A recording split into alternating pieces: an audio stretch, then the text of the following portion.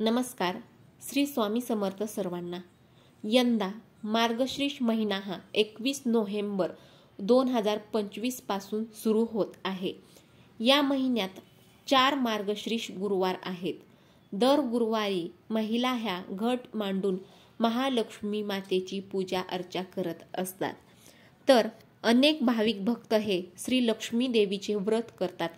आपल्यावर श्री लक्ष्मीची कृपा व्हावी, संसारात सुख समाधान सतत राहावे, हा त्यामागील हेतू असतो. हे व्रत केल्याने उत्तम फलांचा लाभ देखील होतो. मार्गशीर्ष महिन्यातील पहिल्या गुरुवारी व्रताचा प्रारंभ करून शेवटच्या गुरुवारी त्याचे उद्यापन करतात. परंतु काही कारणांमुळे मार्गशीर्ष महिन्यात न जमल्यास कोणत्याही महिन्यातील पहिल्या गुरुवारी हे व्रत करावे. शेवटच्या गुरुवारी त्याची सांगता करावी.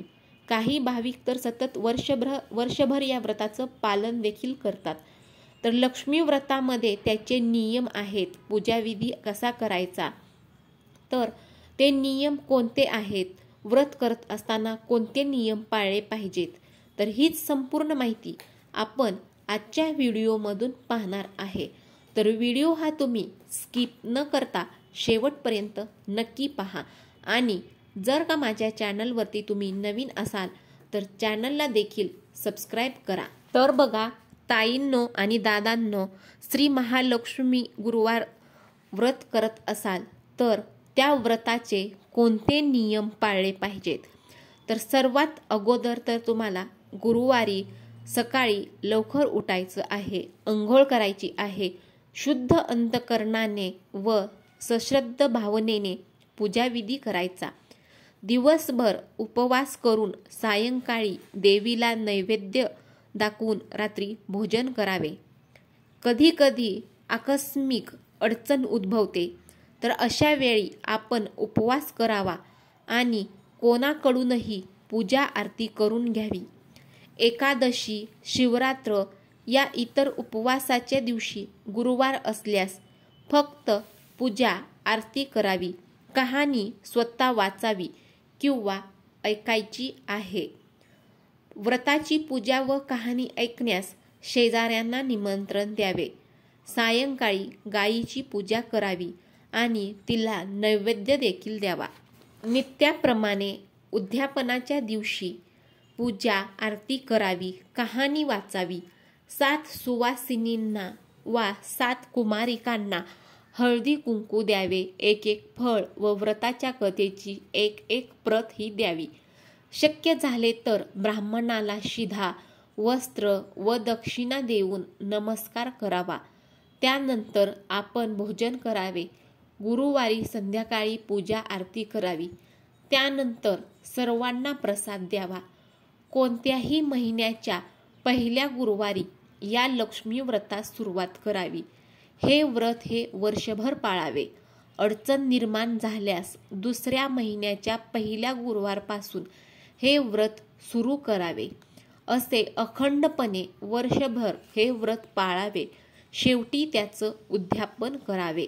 तर ताईंनो, साध्या सोप्या पद्धतीने गुरुवारची पूजेची मांडणी ही कशी करायची आहे, पूजा कशी मांडावी, तर तुम्हाला जिथे पूजा मांडायची आहे सर्वप्रथम ती जागा, पूजेची जागा आहे ती स्वच्छ करायची आहे. पूजेच्या जागी पाट किंवा चौरंग ठेवायचा. चौरंगावर नवीन कापड अंथरावे. कापडावरती गहू व तांदूळ यांची रास घालावी. त्यावर तांब्याचा एक कलश ठेवावा.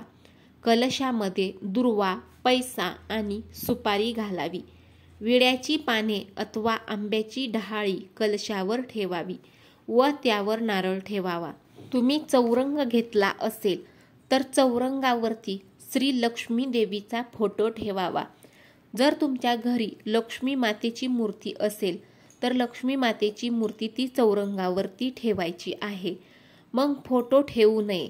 मूर्तीपुढे विडा, खोबरे, खारीक, बदाम, इतर फळे, खडीसाखर अथवा गूळ ठेवावा. त्याचे शेजारी गणपती म्हणून सुपारीची पूजा करायची आहे. गणपती बाप्पांच्या स्वरूपामध्ये तुम्हाला सुपारीची पूजा करायची आहे. अशी पूजेची मांडणी करायची आहे. ती पूर्ण झाल्यावर यथासांग पूजा करावी. पूजेनंतर आरती करावी. सर्वांना प्रसाद द्यावा. पूजेच्या संध्याकाळी लक्ष्मी मातेला मिष्टान्नाचा नैवेद्य दाखवावा. त्यानंतर भोजन करावे. दुसऱ्या दिवशी सकाळी लवकर उठावे. पूजा विसर्जित करावी. कलशातील पाणी तुळशीत घालावे. तिला हळदी कुंकू वाहावे. नमस्कार करावा. पद्मपुराणामध्ये या व्रताचा उल्लेख आढळतो. त्यात श्री लक्ष्मी देवीनं असं कथन केलं आहे की माझे हे व्रत जो नित्य नेमाने करील तो सदैव सुखी राहील, असे माझे वचन आहे. व्हिडिओमधील माहिती जर का तुम्हाला माहितीपूर्ण वाटली असेल तर व्हिडिओला नक्की लाईक करा, शेअर करा आणि चॅनलला सबस्क्राईब देखील करा.